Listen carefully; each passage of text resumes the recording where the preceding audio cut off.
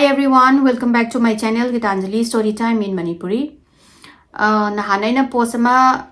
aina hapsagiba chahi kano wari chamagi matungda aise last oina lepagi na khanjarambane do mayamna haidi aigi viewers sing aigi subscribers sing na haidi yaroi kholoi nungaitaba haidi moi phongdorakpado ai haidi yam haidi harawe haidi aigi aibu hena support tawbibase ado aigi su family angang ani sigi sidaida mim ta leitabanina aina anamba da pina office ka banina aina loina ko chen basida wari se chang nai na hekta tawba ngam haude ado wari se aina hapninga zu hekta koi matam yam changba amu ithok ani adagi patho ani amu video amu namani negi mu editing tawrani matam yam changi ado duna aise toina hapning ba se hekta ngam haude ado mayam na haidi tokpa yaroi hana request tawbagi matungina aina aigi subscriber singbu aigi viewers singbu aina hanba laitna thagachari ai karigumba chahi kano se wari chama se sigi matungda ai latlaga oragasu ai wari hapnaba ai honarajaraga na decide tawre hadi haptamda amutang natraga hadi 10 days ta wari amagumba ngamagana haptamda wari amakhak hapangamnaba ai kana honajage ado mayam thank you for all your support who's support tawbibagi ado hanba laitana soina mayam bu thagachari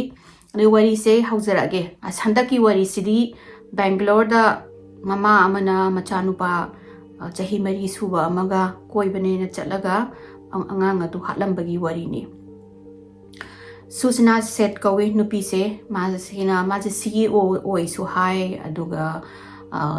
artificial intelligence amagi koi mindful lab haina adugi CEO ma oira kholaga adumaina yamna chawna thabak tawraga leiba nupi mani maje 39 years old sure adamana January gi tang taruk sida Bangalore dagi Goa da paidoini haidi holiday gi nena mai machanupa chahi mari suba machanupa sina chinnoi haiba kawe adu moya naina pairaga moi khise ek yaubaga mana Goa gi Kondolim area hana aduda Soul Banyan Hotel hana aduda check in tawra kholaga moi se leira koido khotana tawre mamam cha se aduga January gi tang nipan 2004 da niko adi koidre me thokiba thawrok se January tang nipan gi nungdang pung tara ga tarak pa sai sida mana hotel da phone tawraga cab amta book tawyo bank kano dagi Goa dagi Bangalore chatnaba na mana sai gi kano sina suchina sina hotel gi moi gi travel deck sida request tawe ada hujudu de lariba attendant hai tare ne manadi madam haina flight oina chatlo sidagi kano tagi Goa dugu gedaina Bangalore bu chapaje paisa su mayam tingani aduga matamju yam mangi flight ne no honge the flight ta oina chatlo sini ada suchna jina yadre haidi ai cab to oina chatkani cab book tawro kholo tawbudagi moisu khadi guest na haira banina pilot adana haina moina Innova ma book tawre Innova book tawraga pung ama haitare ne January gi tang ni mapan haire punga matara banina ai ahingi sida mana check out tawraga Innova car se chatkhare ado mana chatpa matam sida mana luggage achauba makhak yawi adoga maga lakmina ba mai macha duri udare mana just saigi bag to tawraga Innova se phamma chakhare ado mana do huziki Goa dagina Bangalore bu chatpaje pung tara changdoini aduga 550 kilometer neba asigi sida moi asagi kano sina hotel gi mi tuna haibe da suma dum yadrabanina dum mana pung tara oire su dum chatlani na dain tawraga madi chatkhraga room sengba moi gi housekeeper sing duna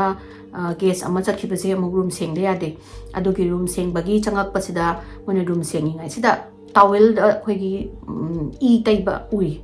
taiba ubasida saigi se khara yam ubadagi moi ngai housekeeper sing duna pakhatana uji hotel dugi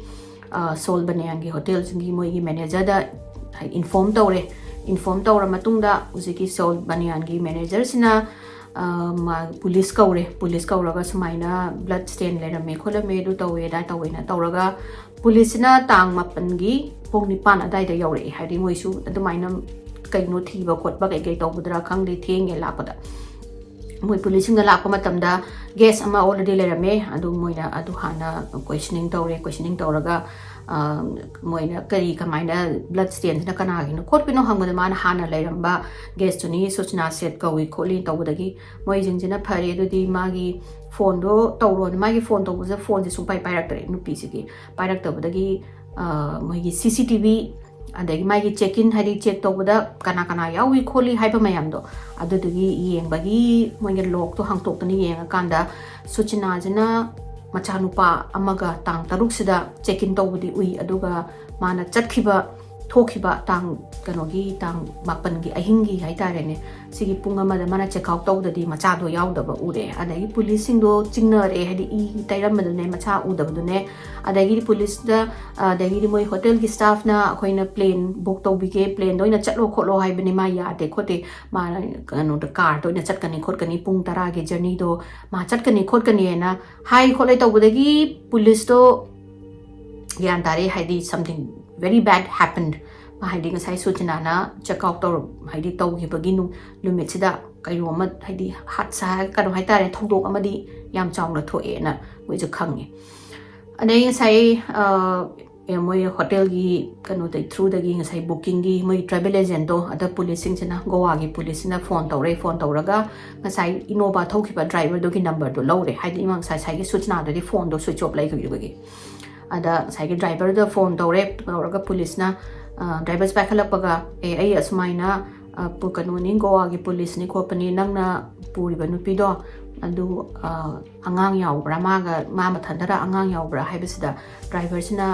angang di yaudi ma mathandani kaidawrage sini adamana adudi suchit anang di nangna puriba passenger do lady do phone do pa hello on hai anagi phone do pa bisida suchina na yam calm oina yam khoi kem bu pakhatabida kanano ko badmana khoi hanang goa police ni khopane nangi da hotel da I tar mi kholami kai no khopanon se kaw to ko khopar hada mana ma pire to wagi ni khopane to we do moi ju khangi ni police su hede man de do ada mana nangi na cha ga nang tang taruk ta check in to ro ne do check out to da na cha yaw tu na cha do kai chakhi ge sini angang do kai lagi ge sini ada suchina sina angang do mai relatives sam gi mayum da matam khara laini na ma lagi bani aduga khara leraga hal aina mung lo bla ka doini halaka doini na adu maina khumbadagi adudi nang sai nang na nangi relatives ki mafam dogi address to the piro osini suchana jina ya tawraga adu sidai da ta gune khopane du ka dawrage kholage angang do smaina relatives agi laibudugi manak ta laibin khopna tawdo police na piro ne insist tawdagi suchana jo pai laidana mana address ama pira kanda mana phone do tawraga driver do piraga thamgre adinga saingi goa police na mana piriba jaga asigi mafam asigi relatives ki address se thiba la ko je pura they were chasing wild goose and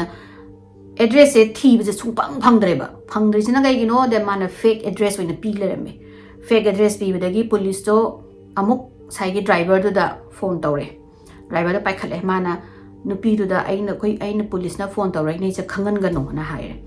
ada ma na police haigi driver do ya hoi en hai mana nang na chali banu pido nang puri banu pido adu do crime to boga chamana gare mai hotel la smaina I nung phangam ba khop do macha to thiba phangdre ma na pirai ba address ju lale adu duna nang na lambi da haidi police station anakpa uba amada changaga nang police station da chango adu duga nang police da hairo adu ga khoi wari sanarage na adu maina hairaga driver sida ma de khangan gano idea smaina wari sai jenam dana driver siga wari sanari police ga asai cab sina moina wari sanaba timing gi mana thauri sina chitra durga haina karantaka gi area adaida ma se thaubani ado 200 km mutangai rem Bangalore se yogdoba and the driver sina imangala police station haina hujiki chitra durga jigi manak sida ama mana ure ubudagi mana hujiki imangala police station se thaujallaga mana komtharaga aina police da wari sare di police asmaina angonda goa police kalangat ki goa gi police na angonda asmaina haibani khotpani na tawdagi goa gi police tuga hujiki imangala police station gi mo ani se wari sabadagi police sing da thokla ga ꯃꯥꯏꯅ ꯀꯩꯅꯣꯁꯦ ꯋꯥꯍꯪ ꯄꯥꯍꯪ ꯇꯧꯔꯦ ꯁꯨꯆꯅꯥꯁꯦ ꯑꯗꯨꯒ ꯃꯥꯒꯤ ꯀꯥꯔꯗꯣ ꯍꯥꯡꯇꯣꯛꯑꯒ ꯕꯦꯒꯇꯣ ꯍꯥꯡꯇꯣꯛ ꯈꯣꯠꯇꯣ ꯃꯥꯁꯦ ꯑꯍꯥꯟꯕꯗ ꯕꯦꯒꯇꯣ ꯍꯥꯡꯇꯣꯛ ꯌꯥꯗꯦ ꯍꯥꯏꯗꯤ ꯑꯗꯨꯁꯨ ꯀꯝꯕꯤꯅꯦꯁꯟ ꯀꯥꯎꯈ꯭ꯔꯦ ꯑꯗꯨ ꯇꯧꯈ꯭ꯔꯦ ꯇꯧꯏꯗꯣ ꯑꯗꯨ ꯑꯣꯏꯔꯒꯁꯨ ꯅꯝꯐꯨꯗ ꯍꯥꯡꯉꯀꯥꯟꯗꯗꯤ ꯕꯦꯒꯁꯤꯒꯤ ꯃꯅꯨꯡꯁꯤꯗ ꯑꯉꯥꯡ ꯑꯁꯤꯕ ꯑꯃ ꯌꯥꯎ ꯂꯩꯔꯝꯃꯦ ꯑꯉꯥꯡ ꯑꯁꯤꯕꯁꯦ ꯌꯥꯎꯔꯝꯕꯗꯒꯤ ꯍꯧꯖꯤꯛꯀꯤ ꯏꯃꯥꯡꯒꯂꯥ ꯄꯨꯂꯤꯁꯀꯤ ꯁꯤꯡꯁꯤꯅ ꯁꯨꯆꯅꯥꯁꯦ ꯐꯥꯔꯒ ꯃꯣꯏꯅ ꯍꯧꯖꯤꯛꯀꯤ ꯒꯣꯋꯥꯒꯤ ꯄꯨꯂꯤꯁꯁꯤꯗ ꯏꯟꯐꯣꯔꯝ ꯇꯧꯔꯦ ꯏꯟꯐꯣꯔꯝ ꯇꯧꯔꯒ ꯒꯣꯋꯥꯒꯤ ꯄꯨꯂꯤꯁꯁꯤꯡꯁꯤꯅ ꯃꯥꯒꯤ एविडेंस मैम अदगी होटेल की करी करा मैम पूरगा हुजिकी चित्रदुर्गा की इमांगला की मफम सिदा डिस्ट्रिक्ट सिदा मासे लाने साई पुलिसिंग दो लाए लागा पुलिसिंग जिना खल हुजे हाइदी अंगांग दो असीबा अंगांग दो कनानो खोटपनो करिगिनो माना बैग मनुंगदा 550 किलोमीटर थौरगा पुंग तारा चटखै माना अंगांग अदो माई मचा ओइरगदी ओइरगसु नत्रगा कनांगी अमचा एनी ओइरगसु अदुमाइना चटलिदो कइगिनो खोटपनो न मोय मैम जन क्वेश्चन तौबा हौरे हाइदी मोयजु पुलिसिंग जु ngak ए हाइना अंगांग अमा बैग मनुंगदुदा सीरा याव लेरमदुदा करिगिनो माना अदुमाइना चटलिदो खोटलिदो न तौरे अदगी मोइना ट्रांसफर की रिमांड हाइना गोवा की पुलिस ना हुजिकी कनोगी चित्रदुर्गा की कनोसिदा कोर्टसिदा मोइना माजे कनो तोबिरो हाइदे गोवादा क्राइम दो तोबनिना गोवादा ट्रांसफर तौना बाइना रिमांड की पीरे खोले अदगी यारगा ngसागी अंगांग दुगी बॉडी दुदी हुजिकी मोइगी चित्रदुर्गा की डिस्ट्रिक्ट की मोर्ग ता थमे पोस्टमार्टम तौनाबा हाइदे करमाइना अंगांग दु करम टाइमिंग दा सीरिनो खोलिनो दो खंगनबा अदगी सूचना से पुलिस पूरा लापसदा माना दुम लंबी दगी सूचना से वरी हाइदी लिथोप हौरे हाइदी करीनो करीनो मागी पुंसी वरी गलिरक्तना खोतना तौरगा केस से मोइना दगी पुलिस ना ज्ञान तारक्तुइने सूचना से कोलकाता दा 1984 दा मासे पोअगा माजे मोइगी मामना परिचय बोसना माना अनंबा मासे योगले चाउरे अदगी माजे फिजिक्स कनोदा यूनिवर्सिटी तमकनी टॉपर्स ओइदोइनी अदगी संस्कृत माना पोस्ट ग्रेजुएशन तौरगा यामना लाइरिक लैसु हाइबा मको याम लैबा नुपी मने मासे अदगी माना आर्टिफिशियल इंटेलिजेंस दा मास्टर तौरगा हुजिकी कनोसे माना मयाम खोगी माजे हार्वर्ड की कनोजु एलुमनाई अमजु ओइ अदुगा खाई हरी लाइक लाइसु याम हाइबा सिंग लोइना मक मागी कनोसे यामना शी इज वेरी इंटेलिजेंट आई हना फिजिक्स का टॉपर तौबा पोस्ट ग्रेजुएशन संस्कृत तौरगा अमु कनो खोगी आर्टिफिशियल इंटेलिजेंस दा अमु मास्टर तौदना खोतना थबक चांग तौरगा मागी बिजनेस हौबा खोटबा हाइजे she was very smart and very good अदगी माना बेंगलोर चलनी माई बेंगलोर मागी साई थबक माई हौरपसिदा माना बेंगलोर मागी कंपनी में लॉन्च तौरनी माजना फाउंडर ओरनी CEO जो ओरनी हुजिकी कंपनी कनोसे माइंडफुल AI लैब हाइसे असि माना लॉन्च तौरनी बेंगलोर माजी हाना हार्वर्ड की कोई माई एलुमनाई के ओइदना 12 years of experience थबक तौबगी एक्सपीरियंस लाइरबनी अदुगी मतुंगदा बेंगलोर दा लाए मासे दुदोगा थबक तौरमगा चही ट्राइंथोई मतुंगसिदा माना फाउंडर ओइरनी CEO ओइरगा ngasai माना लैब अमा मान हाइरो artificial AI mindful AI lab हाइना असिसे माना हांगनी हांगागा कोई लेरगा बादो एदो हुजिकी माना अदवाइना CEO फाउंडर ओइ खोले हाइबदो पुलिस ना फर्दर इन्वेस्टिगेशन तौ बदका तायन हाइ कइगिनोदा खरा खई सयेट नाइबा खरा लेबा माले सैमा अदुमाइना बेंगलोर दा CEO खोले तौबदो पुलिस ना फर्दर इन्वेस्टिगेशन तका तारी से कइगिनोदा मोइ ngसाइगी माना register तौरिबा खोगी कनोसे मफम से कनानोंगे शेयर तौरम्बा अदगी माना हेग register तौर मतुंगदा अमु फौबा ऑफिस दा लागते दो मोइदे शेयरिंग को वर्क तौनबा एरिया नि खोपने न खरा चयेतनबा लेबदगी पुलिस ना फर्दर अमुक इन्वेस्टिगेशन तौनी ना हाय मागी कनोसे माना मागी कनो कंपनी को कइनोसे अदे 2010 सिदा सूचना से वेंकटरमन कौबा नुपा अमा थेंगननी केरला दगी अदुगा मोय अनी से नुंसिनारगा लुहोंगनी लुहोंगागा कुइना अंगांग पोक्ट्रगा 9 years मतुंगदा मोइना 2019 सिदा मचानुपा अमा पोकनी चानुपा चिन्मोयदा अमा पोकनी मतम खरदी याम नुंगाइरे मचादुगा मोइसे हराउता यामना लेरगा एवरीथिंग वेंट डाउन हिल हाइना कोविड ना हौरपा मतम सिदा koi 2020 da covid na horok pa matam sida work from home tawba thabak kanu tongnarakpa mayam thabak dai fire tawba khotna lairaga mayum da laiba matam sida da moi ani je khana ba hore kaidi Venkataraman ne Suchna ga moi ani je unaba yadre ba hui hawdong dong unaba ga chikna ba khatna ba phuna ba tawba je hen malak ba dai moi ngasai gi khana ba je hen malak ba da hen malak ba da gi moi ani je separate laira si hana moi ani na decide tawre separate tawra sena doga machanu pasna Suchna ga le hore adoga bank khoi gi Venkataraman sina move out tawre yum sidagi separate tawra ga laibagi adanga sai Venkataraman sina macha ga ji amna moi ani dam close oibani na mana macha do unabagi sum lak pajani lak pasida Suchna sina mai nu pasing am nung sidreba haidi mana macha do la aga moi ani naga bonding ga tawba khotpa haidi angang do na su mapa se am ningjaba duguma se ubadagi mana nang angang je unabala anu khola no na dhamka tawba hawra ba haidi na ai nang onda kano tawgani haidi nang domestic violence ki macha gi khopa tawni khone kai na du maina tawrakpadagi Venkataraman jina court ta chatle court ta chatlaga khoni sana separate tawre divorce tawra se khola je custody je on the piro na tawna bado moi ani gi divorce ki process na ugly oidine ta khoi kaya tare ne pura drama le la hogi pura khoi ugly araga battle je mobile je tawna baje almost kano tawre haidi sai Bangalore gi kano Karnataka gi moi court sina moi ani se phare na bani divorce tawro ado angang sidi mama da custody piraga every Sunday hai tare ne kano se hapta amda Sunday khudingi mapa sina angang se una la aga una ba asiji gi rai je taraga pire pibada Suchna se yam saungninge haidi ma don mai nupa do si ningdre maga mari sungai lai ningdre do saina court na adumaina rai ta ba se ma se yada ya ningdra ka su upai di laitre court na adumaina hairamina haidi custody do mana pura full custody pibadu di ama nupa do su kanna mobile ni do khanarabani na upai laita na dum yaningda laire ado angang do na boigi mapana ga lakpa sida angang do na yamna khawrang ngaijaba adegi mapa se yam bonding tawba khotpa adoga mapa se kan tawbaga daddy kai cha khare khot khare kan tawba je Suchna je sauning ba henjal e ma je mana khali je Venkataraman gi mapun si nungai halaroi gena ado Venkataraman gi nungai ba se mai ma nupa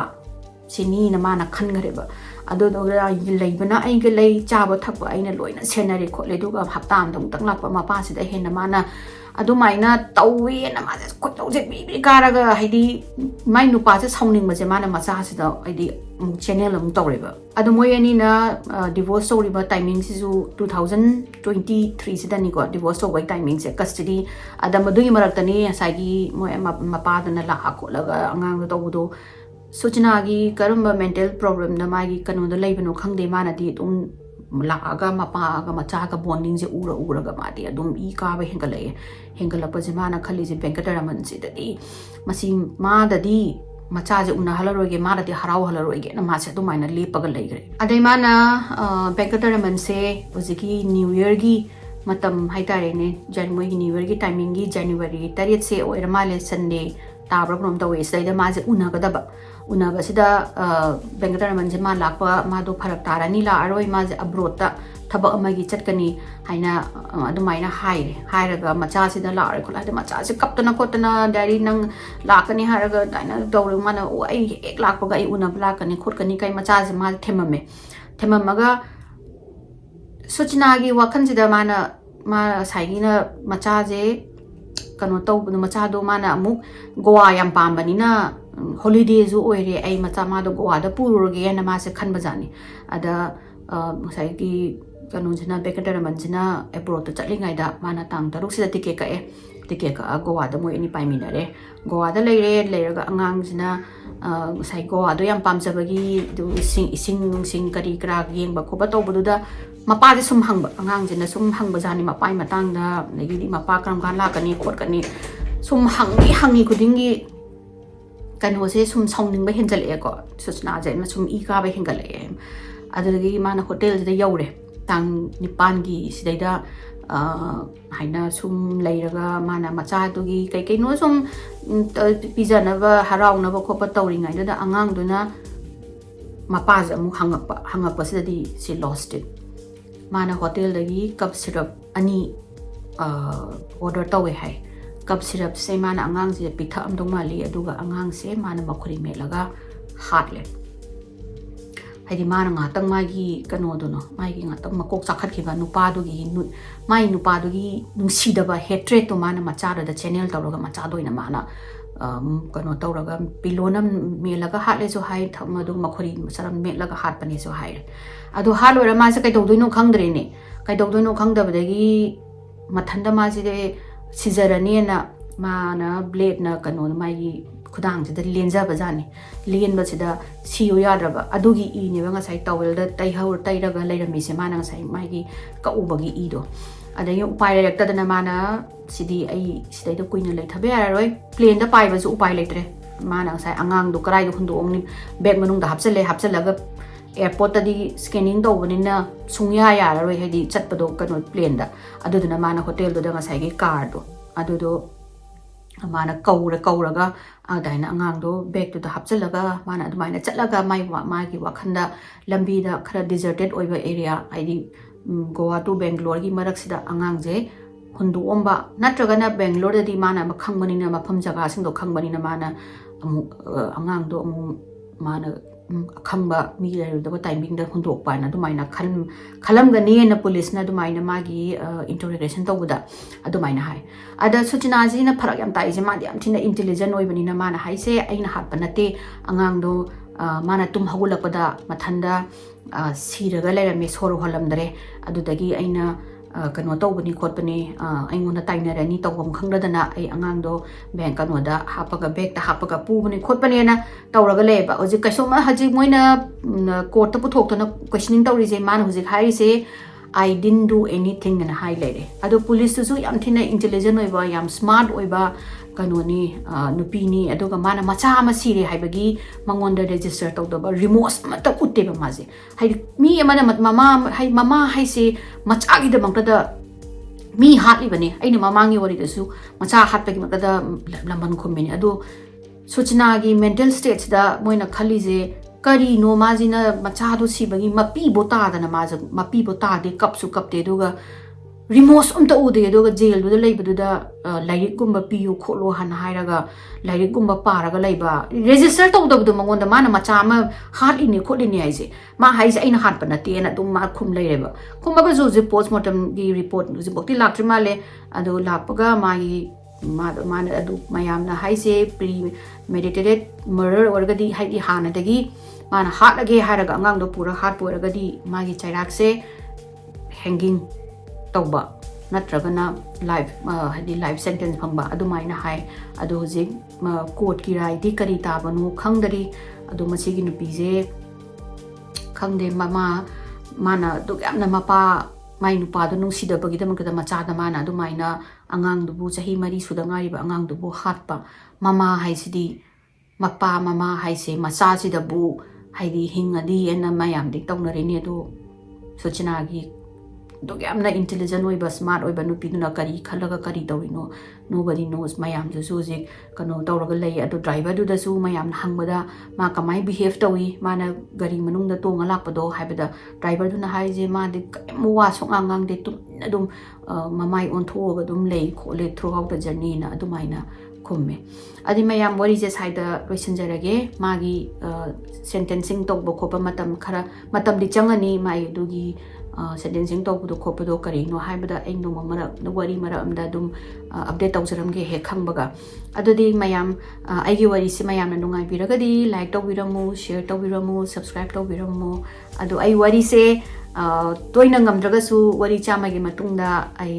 hapta amda amuk natraga 10 days amuk ai upload tawna ko ai kanna ko na jage adi bye mayam